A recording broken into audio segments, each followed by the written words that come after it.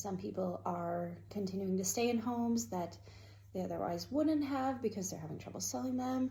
People are not relocating because they're having trouble selling or buying.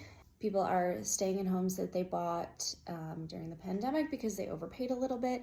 They locked in at a great interest rate, and now maybe they've outgrown that house or they're ready for a new chapter in life, but they feel kind of stuck because they overpaid and they're not going to be able to sell for what they bought it for, and they have this great interest rate. I think if we've learned anything over the past 5-10 years, it's that real estate is a long-term investment, and we lived through a period of time where you could buy something and then sell it a couple years later and make a lot of money, and it felt like, wow, this is the best investment strategy there is.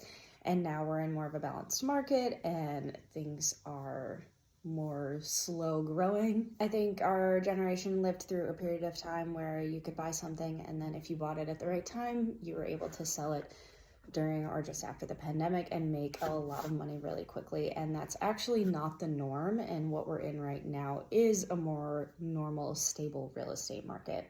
There's still a ton of opportunity in our real estate market, and currently you have a little bit more of an opportunity to slow down and really think about the property that you're considering purchasing and what you want to do with it.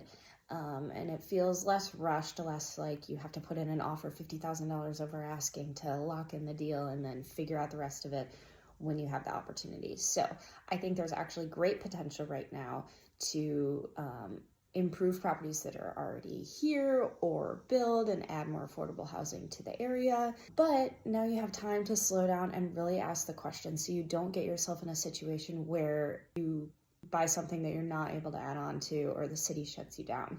There's still potential out there, especially where we live here in Buncombe County.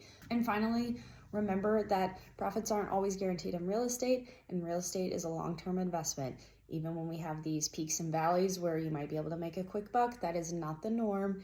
And slowing down, taking your time, and planning on having your money locked into this investment for years, decades, maybe your entire life, maybe it's something you pass on to somebody else in the future, is a healthy mindset to have when going into a real estate investment.